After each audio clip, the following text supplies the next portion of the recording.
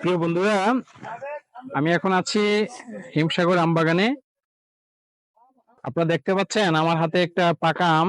আমি এখন এটা খাবো, খেয়ে আপনাদেরকে রিভিউটা দিব আসলে সাতক্ষীরা বাগানের টাটকা আমগুলো খেতে কি ধরনের যে টেস্ট এবং রসালো, তাই আপনাদেরকে দেখানোর চেষ্টা করছি।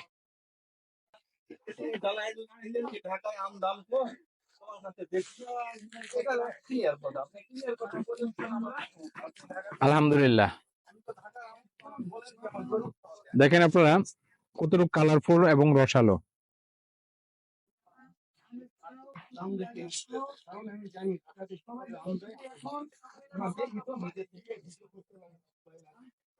আলহামদুলিল্লাহ, যথেষ্ট সুস্বাদু এবং মিষ্টি।